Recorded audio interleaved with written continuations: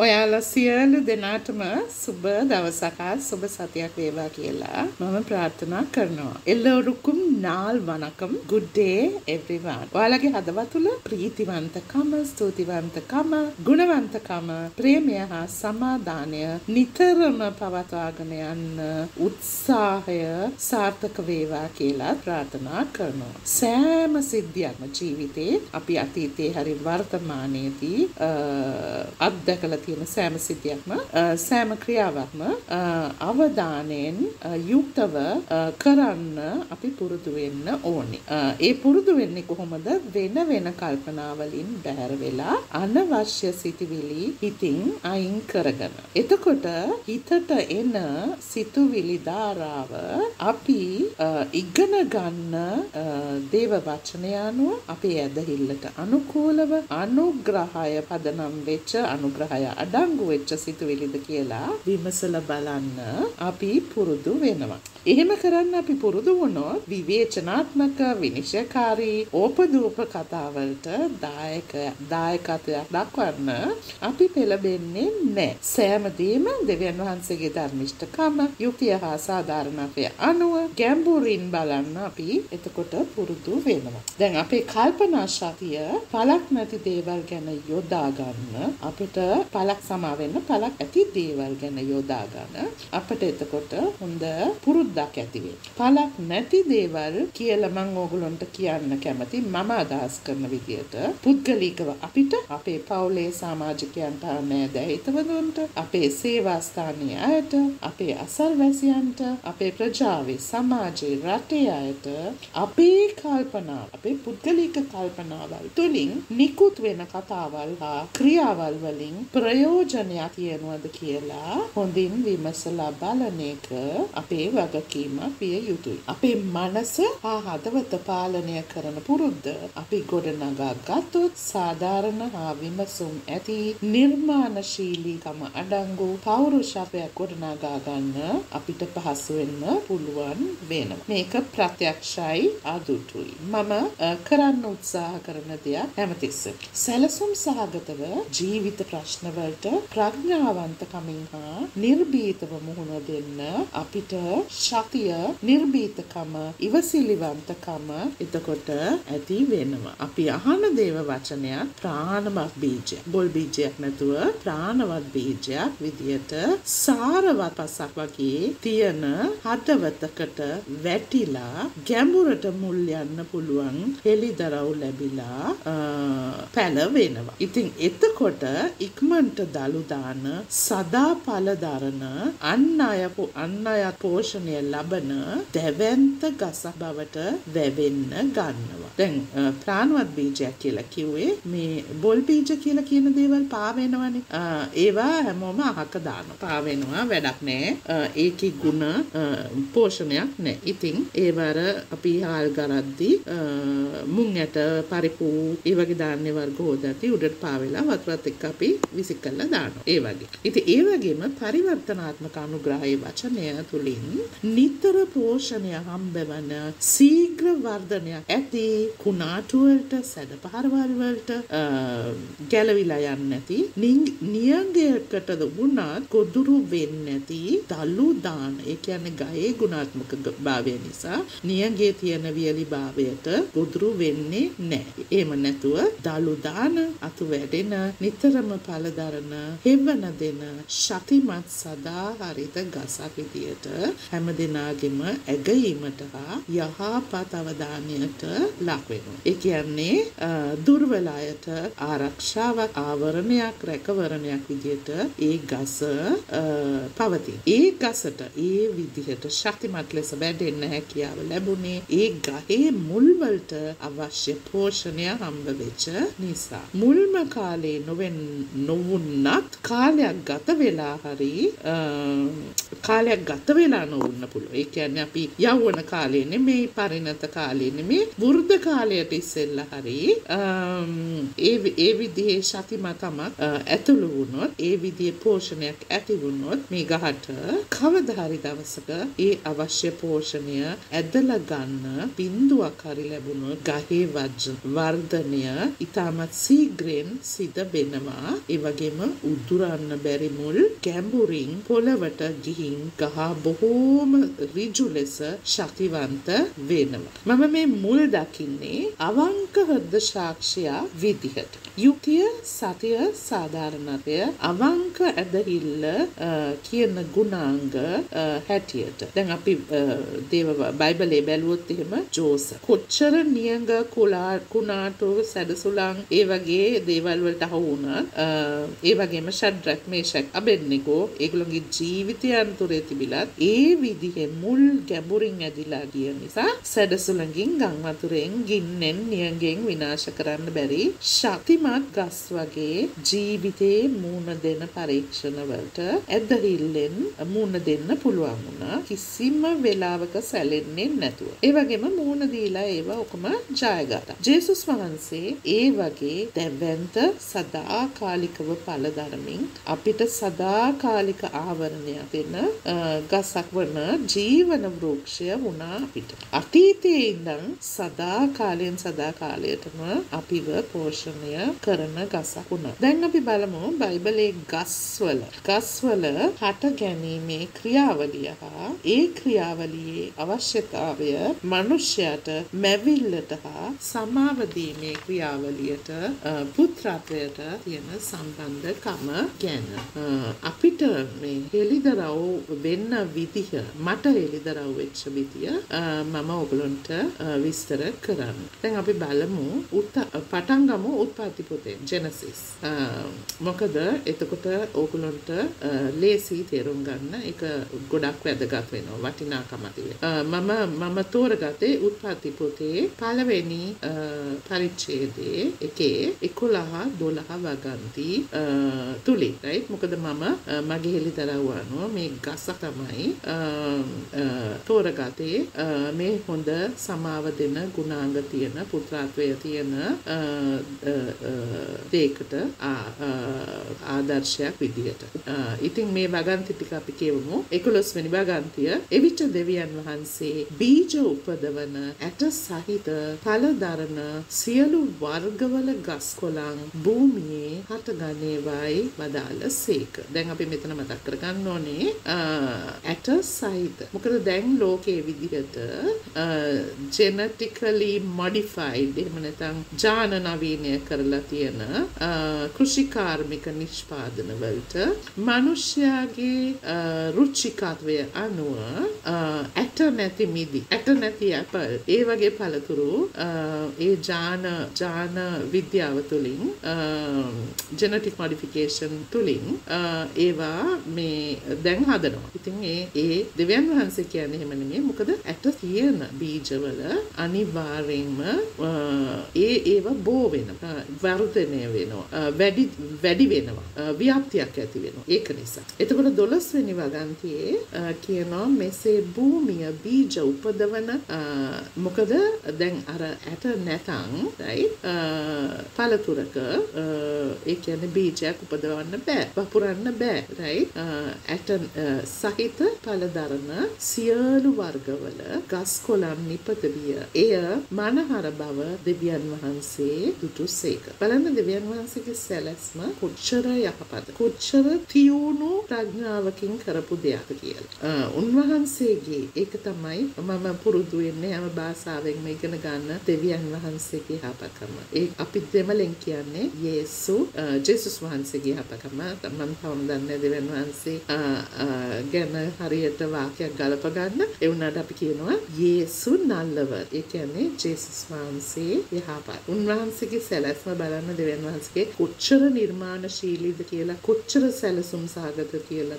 මැවිල්ලේ පෝෂණය ගැන කොච්චර අවධානයක් යොමු කරලා තියෙනවද කියලා. ඉතින් මම අර කලින් කිව්වා වගේ අපි අවධානය තියෙනවා නම් අපේ සිතවිලි වචන ක්‍රියා ගැන අපි නිර්මාණශීලී. අපි දන්නවා ගහ හොඳට වැවෙන්න හිරු එළියයි වතුරයි අවශ්‍යයි. අපි කියමු ඒකට ආලෝකය කියලා. ආලෝකයයි ජලයයි අවශ්‍යයි. ඉතින් දෙවියන් වහන්සේ පළවෙනි දවසේ ආලෝකයයි දෙවෙනි දවසේ භූගත ජලයයි අහස්ගත අන්තර්ජාලයයි සමාවෙන්න.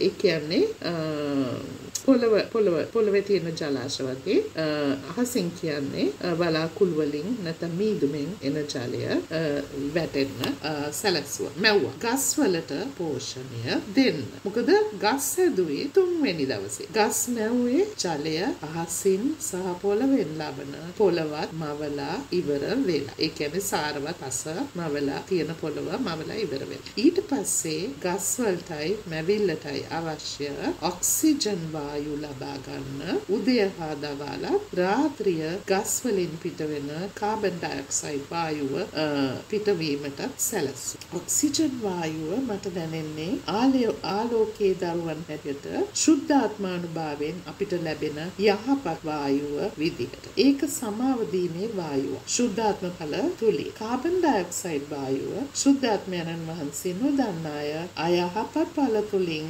අයහපත් ගස් කොළන් වගේ ඵල තුලින් සමාදානයට විරුද්ධව නිකුත් කරන වායුව නිසා මැවිල්ලට සිදුවන දූෂණය හා භීෂණ. ඔයාලට ජීවන හුස්ම නැත්නම් පිරිසිදු වායුව වන ඔක්සිජන් ගැන දැනගන්න ඕනේ නම් අපි හෙළිදරව් අනුව එෆීස පොතේ 5 වෙනි පරිච්ඡේදයේ 9 වෙනි වගන්තිය ගලාති පොතේ 23-26 කොලොසි 3-12 වගන්ති වලින් කියවන. ඒ කියන්නේ ඒවට විරුද්ධ විශ්ව වායු වලට සමාන කරන්න පුළුවන් ඵල. ඉතින් ඒ විශ්ව වායු වලට විරුද්ධව ප්‍රතිවිරුද්ධවයි ඒ හොඳ වායුවයි. ඉතින් අපි කියවමු ඊට ඉස්සෙල්ලා මනුෂ්‍යයා මැවිල්ල විනාශ කරන වායු ගැන අපි කියවමු. ගලාති පොතේ 5 වෙනි වගන්තියේ ඉඳලා 19 වෙනි වගන්තිය පටන් ගන්නවා මානසික තෘෂ්ණා වල ඵල විපාක පැහැදිලි. එනම් කාම මිත්‍යාචාරය, අපවිත්‍රකම, සල්ලාලක. 20 වෙනි වගන්තිය රූප වන්දනාව, idolatry කියන්නේ මේ රූප වන්දනාව කියන්නේ අපි එක්ක කෙනෙක් ගැන අපි එයාව අයිඩල් කෙනෙක් කරන එක කියන්න පුළුවන් ගායනා ශිල්පියෙක්, එහෙම නැත්නම් නළුවෙක්, නිලියක්, එහෙම නැත්නම් ප්‍රසිද්ධ නායකයෙක්, ඒ වගේ අයව අපි අයිඩලයිස් කරනවා. ඒ කියන්නේ අපි ඒගොල්ලන්ට නිකන් වන්දනා කරන ලෙවල් එකට ඇගීම් කරනවා. ඒගොල්ලොන් ගැන හැමතිස්සෙම හොයලා බලනවා. ඒ විදිහට අපි ජීවත් වෙන්න උත්සාහ. ඒ වගේ. ඉතින් අනිත් එක තමයි කොඩිවින, සතුරුකම්, විවාදය, ඊර්ෂ්‍යාව, ක්‍රෝධය, යසස්කාමය, පක්ෂ ભેද, ආරාවුල් කියන දේවල්. එතකොට 21 වෙනි වගන්තිය දැන් මේවා ඔක්කොම අපිට මේ සමාව දෙන්න බැරි කමින් වෙන දේවල් කියලා වෙන අගුණ කියලා අපිට කියන්න පුළුවන්. පුත්‍රත්වයේ තියෙන තැනත් ඒ වගේ මේ අගුණ තියෙන්න බෑ. right? පුත්‍රත්වයේ තුල ඊර්ෂ්‍යාව තියෙන්න බෑනේ, ක්‍රෝධය තියෙන්න බෑ, යසස්කාමය තියෙන්න බෑ, රූප වන්දනාව තියෙන්න බෑ නේද? right? ඒ කියන්නේ අපි තාත්තා වගේ, අපේ දේව තාත්තා වගේ ඒ සමාන, ඒ ස්වරූපයට සමාන, ඒ ප්‍රතිමූර්තියට සමාන, ඒ ගති ගුණ වලට සමාන වෙනවා. එතකොට 21 වෙනි වගතිය වෛරය, බේබදුකම, සුරා දූර්ත උත්සව. දැන් අපි බේබදුකම කියනකොට ඒක බොන දෙයට විතරක් සීමා වෙන්න බෑ. දැන් මිනිස්සු ජූස් බිව්වත් ඒක හැබැයිකම. වැඩියෙන් ජූස් බිව්වොත්, වැඩියෙන් චොක්ලට් කෑවොත්, වැඩියෙන් පැණි රහ කෑවොත්, වැඩියෙන් බුරියානි කෑවොත් ඒ වගේම ඒ විදිහට අයිතියි. ඉතින් බොන මිනිස්සුන්ව විතරක් ටාගට් කරලා නෙමෙයි. ඉතින් සුරා දූර්ත උත්සව එවැනි තවත් දේය. මෙබඳු දේ කරන්නන්ට දෙවියන් වහන්සේගේ රාජ්‍යයේ උරුම නොලැබෙන බව මම පෙර කී ලෙසම දැනුතිය. මේ ලේඛකයා කියයි. ඒ කියන්නේ බලන්නේ ඒක වර්තමාන කාල වාක්‍යයක්. right? එහෙම නැත්නම් අතීතයේ පදනම් වූ වර්තමාන කාල වාක්‍යයක්. ඒක අනාගතයට සම්බන්ධ නැහැ. මෙබඳු දේ කරන්නට හැමදාම කරන්නන්ට නෙමෙයි, කරන්නන්ට උරුමය නොලැබෙන බව. නොලැබෙන්නේ කියලා ඒක අවසන් කරලා නැහැ. උරුමය නොලැබෙන. කරන්න නැත්නම් ලැබෙනවා, කෙරුවොත් නොලැබෙන. හැබැයි බැරි වෙලාවත් මේ කරන කෙනා අනුග්‍රහය තුල,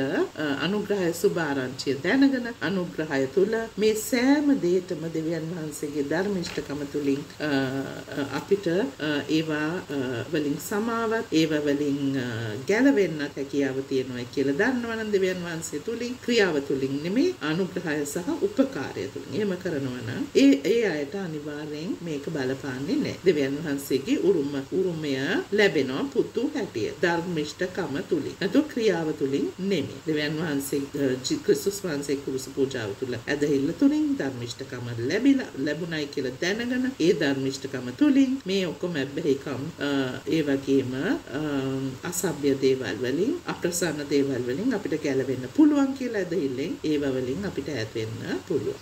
අපි ආපු දේවල් කොටම සමාව දෙන්න. මොකද ක්‍රිස්තුස් වහන්සේ බලන්නේ සින නෙමෙයි. සින දිහා නෙමෙයි. පාපිෂ්ඨ කෙනා දිහා නෙමෙයි. පාපිෂ්ඨ ක්‍රියාව ගැන. sin nature. නැත්නම් පාපිෂ්ඨ ස්වභාවය ගැන. නැතු පුද්ගලයා දිහා නෙමෙයි බලන්නේ. ඉතින් එහෙම නැත්නම් අර අනාචාරී ස්ත්‍රිය ක්‍රියාව විතරයි ක්‍රිස්තුස් වහන්සේ එතන වෙනස් කරන්න උත්සාහ කරේ. ක්‍රියාව වෙනස් වුණාම පුද්ගලයා වෙනස් වෙනවා. කිසිම විවේචනයක් විනිශ්චයක් නැතුව. ඉතින් බලන්න අපිත් අර අහපු දේවල් කොටම සමාව දෙන්න පුළුවන්. සමාදානයට ප්‍රේමයට විරුද්ධ අගුණයි. right? අපිට සමාව දෙන්න බැරි නම් ඒ විදිහේ වැරදි වලට අපිට අපි ප්‍රේමයේ දරුවෝ පුතු කියලා කියන්න බෑ. මොකද ප්‍රේමයෙන්නේ අපිත් ගැලුනේ. right? ප්‍රේමය නැත්නම් අනුග්‍රහයක් නෑ. right? ප්‍රේමයේ තියෙන තැන පුත්‍රත්වයේ තියෙනවා. සමාව දීම තියෙනවා. දැන් ආත්මීය පිරීලා මාංශය වැඩි වෙලා. ඒ කියන්නේ අපි ඔරිජිනල් භාවය නැති වෙලා ඩුප්ලිකේට් බවට මුලා වෙලා.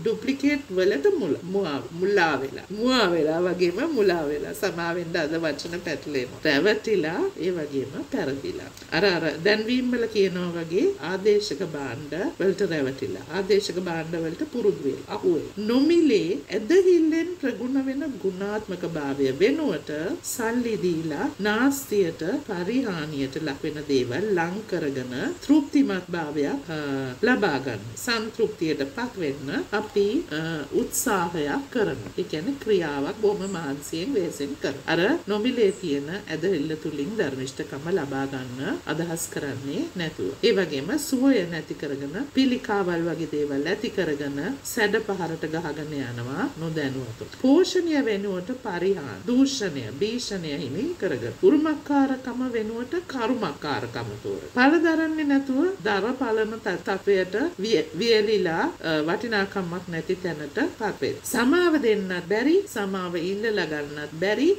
කෙනෙක් බවට නොදැනවතම පත් වෙලා. පළදරන සදාහරිත වෘක්ෂයක් වෙනුවට උදුරලා කපලා දාන කටු පඳුරක් වෙලා ගින්නට දාන්න සුදුසු. ඒ වගේම නොදැනුවතම සමාජයට බරක් වෙලා ප්‍රතික්ෂේප වෙලා. ඒත් බලන්න හොඳ කොස් නැත්නම් පොල් ගහ නැත්නම් අඹ ගහක් දිහා ගහට ගල් ගහන අතු කපන අයට ඒ ගස් තව තවත් දෙන්න ජීවත් වෙන විදිය. බලන්න පොල් ගහේ කොක්කොල කපනවා, පොල් මල් කපනවා, කුරුම්බ කඩනවා, ඒත් ගහ දෙනවා ඉවරයක් නැතු. මොකද ගහ ශක්තිමත් නිසා තව තවත් කොකොල ඇති වෙනවා. කොකොල දලු දානවා. පොල් මල් ඇති වෙනවා. කුරුම්බ ඇති වෙනවා. පොල් ගෙඩි බවට මෝරණ ගෙඩි ඇති වෙනවා. මිනිසුන්ට ආහාරයට සෙවණට රහට යම් දේවල් කන්න ඒ ගහ දායකත්වයක් වෙනවා.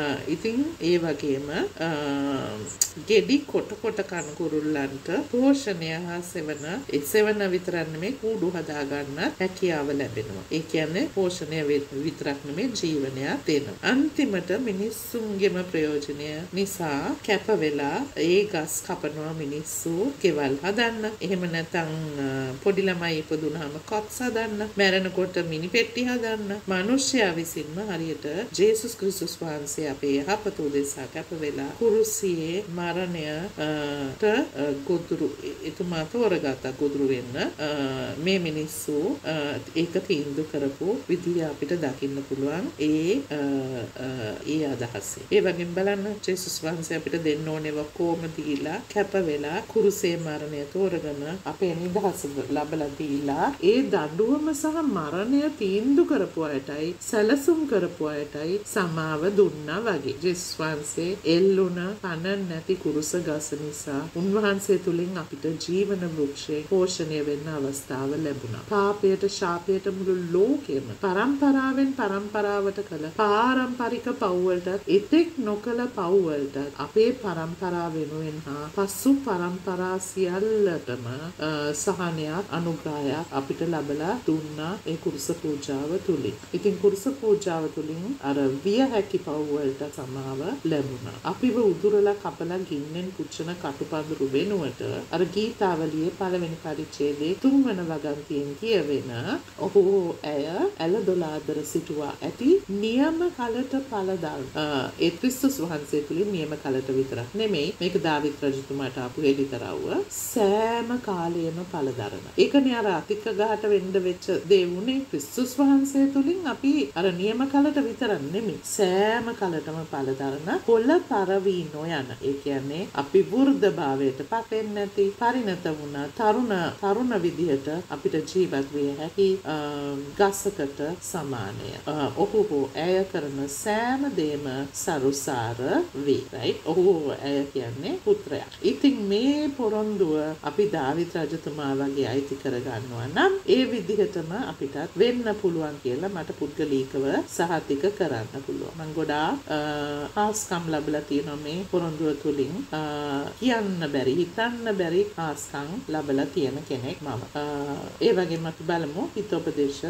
ඒක කියන්නේ ඉස්ලාමත් දෙයක් කියනවා. මේ ඉස්සෙල්ලාම මේ වගන්තියේ තියෙන පොරොන්දුව අපිට අඳුරලා දුන්නේ පාස්ටර් ක්‍රිස්.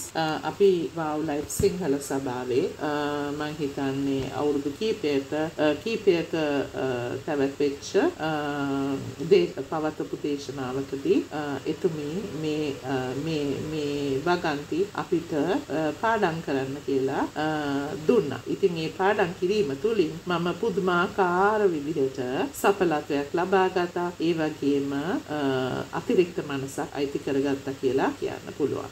ඒ වගේම අපි බලමු හිතෝපදේශ 3:18 විස්තර කරන ප්‍රඥාව අතර ගන්නට ජීවන වෘක්ෂයක් නැත්නම් ඔහු ජීවන වෘක්ෂය. එවැන්නියකගේ නැත්නම් එවැන්නෙකුගේ වාසනාවේ මහත. ඒ කියන්නේ සුද්ධාත්ම ප්‍රඥාව තියෙන අය අර ගලාති 5:19-21 කියවෙන මානසික තෘෂ්ණාවලින් මුලා වෙන්නේ නැහැ. right? ඒ පළවලින් පරිපූර්ණ වෙනවා කියන එකයි. එසායා දිවසරියත් 53 වෙනි පරිච්ඡේදයේ දෙවන වගන්තියේ මුල් වාක්‍යයේ ක්‍රිස්තුස් වහන්සේ ගැන දෙවියන් වහන්සේගෙන් හෙළිදරව්වක් ලැබලා අනාගත වාක්‍යය තමයි ඒ ක්‍රිස්තුස් වහන්සේගේ දුකාපිය ගැන කියවෙන ඒ පළවෙනි වාක්‍යයේ විස්තර වෙන්නේ මෙහෙම. මාගේ සේවකයානෝ වැඩෙන පැලෑටියක්සේද වියලි බිමෙන් මතුවෙන අංකුරයක්සේද සමිඳුන් අභියස වැඩුණේය.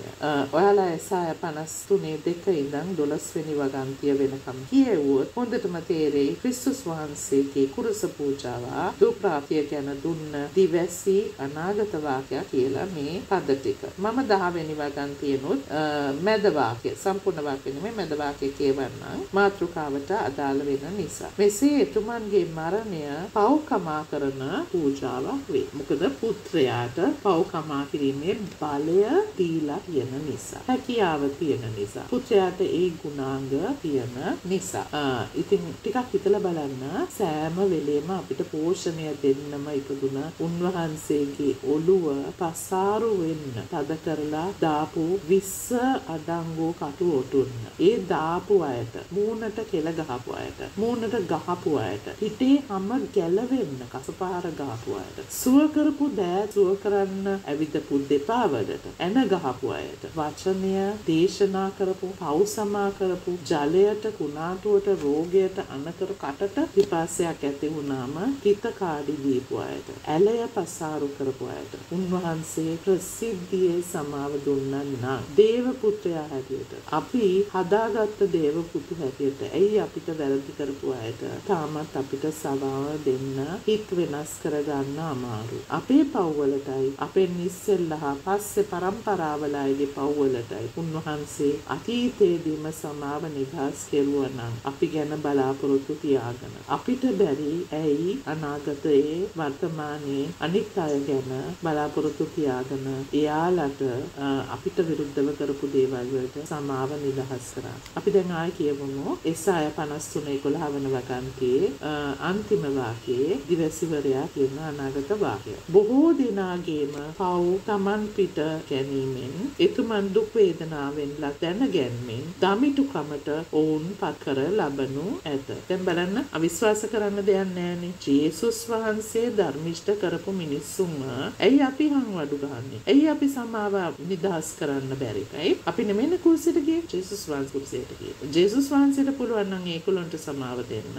ඒගොල්ලන්ගේ පරම්පරාවල් වලට සමාව දෙන්න. ඒ අපිට බැරි. right? අපි මොනවද කරලා තියෙන්නේ? අපි මොනවද කරලා තියෙන්නේ ජේසුස් වහන්සේට වැඩිය? right? ඒක අපි ටිකක් හිතමු. හිතා ගන්න පුළුවන්ද? ඒ තුවාල අර ඉරිච්ච පිට මේ කසපහරින් තුවාල වෙච්ච උරහිසුඩි ලෝගුවක් අන්දවලා ඊට පස්සේ තුවාල උඩට ලෝගුවක් වැටිලා ඒ ලෝගුව එතන තුවාලවල ඇලවෙන්නේ නැති. දාදියට මේ ඒ තුවාල දන්න ගන්න නැති. right? කිලෝ ගානක් බර ගොඩක් දිග ගොඩක් පළල බර කුරුසයක් කරේ තියාගෙන හැතැම්ම ගානක් වැටි පාරේ තියෙන ගල් ඇනි මහා දවල් ක්‍රිස්තුස් වහන්සේ අපි වෙනුවෙන් ගිය ගමන ගැන. ඊට පස්සේ තුවාලවල ඇලිච්ච ලෝගුව ඇද්දලා මං හිතන්නේ මසුත් ගැලවෙන්නේ නැති ලේත් ගලන්නේ නැති අර මේ හරියට හදලා නැති කුරුසේ right?